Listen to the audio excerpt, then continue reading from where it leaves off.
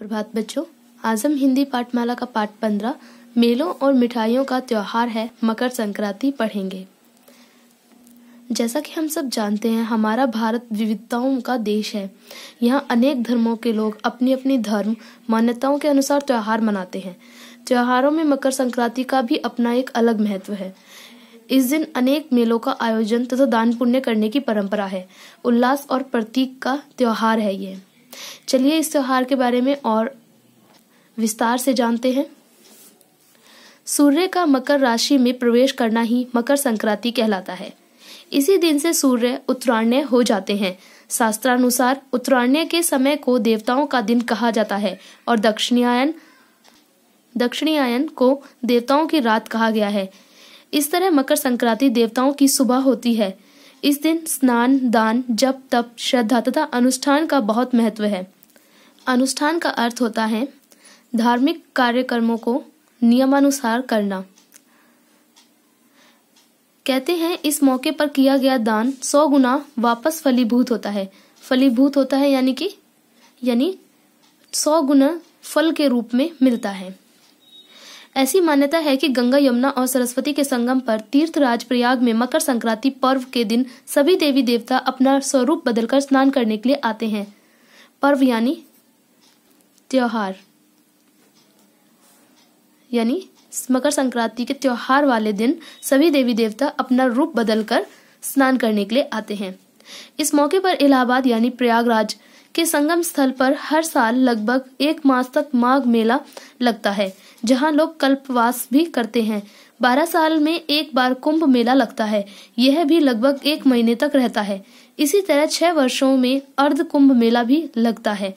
मकर संक्रांति पर्व हर साल 14 जनवरी को पड़ता है। हिंदू धर्म में मात्र यही एक ऐसा त्योहार है जो तारीख के हिसाब से मनाया जाता है। अन्यथा सभी त्योहार तिथियों के हिसाब से मनाए जाते हैं।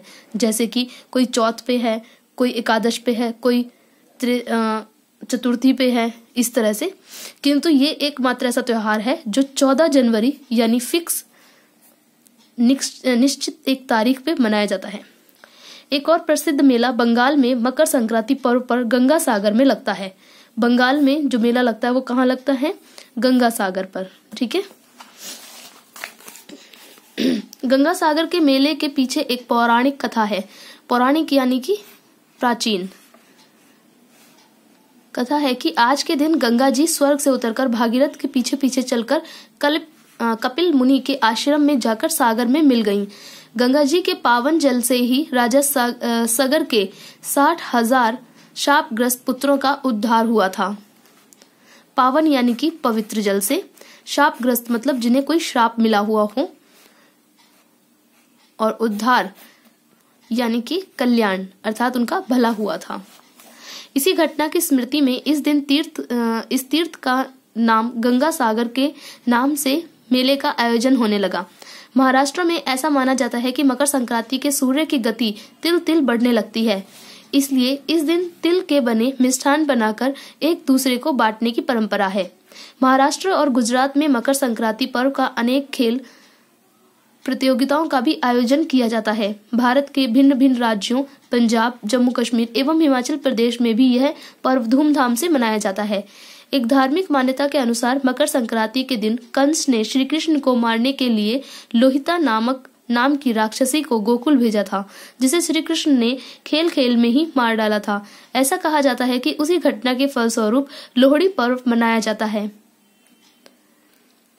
मकर संक्रांति से शायद एक दिन पहले लोहड़ी मनाई जाती है।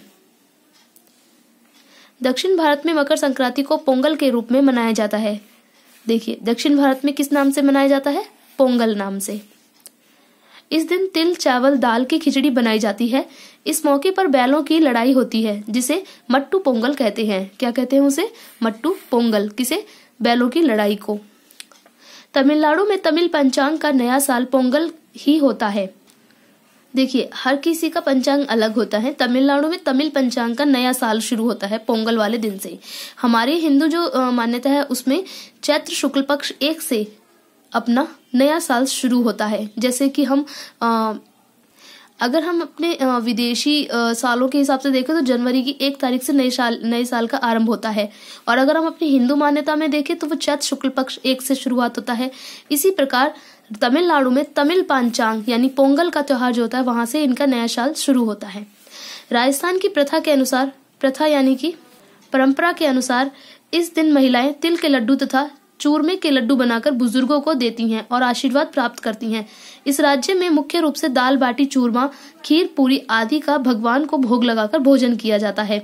कई जगहों पर दंगल का आयोजन भी किया जाता है। जयपुर में पतंग प्रतियोगिताएं भी होती हैं। संपूर्ण भारत में मनाया जाने वाला यह त्योहार वास्तव में ही महत्वपूर्ण है।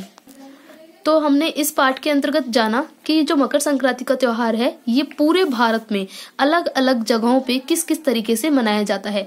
कई जगहों पे इसके नाम बदल जाते हैं, कई जगहों पे इस त्योहार को मनाते वक्त कई प्रकार के खेल खेले जाते हैं, कई जगहों पे जो भोग वगैरह बनाया जाता है भगवान का वो कितने अलग तरीके से बनाया जाता है। तो सारा कुछ हमने देखा। पूरे भारत में इस त्योहार को पूरे हर्षोल्लास के साथ अलग अलग परंपराओं के अनुसार मनाया जाता है। तो यह पाठ मैंने आपको पूरा समझा दिया है। फिर भी अगर आपको इस पाठ को पढ़ने में, ये समझने में या इसके अभ्यास करने में कोई परेशानी है तो आप मुझे व्हाट्सएप पे मैसेज करके पूछ सकते हैं।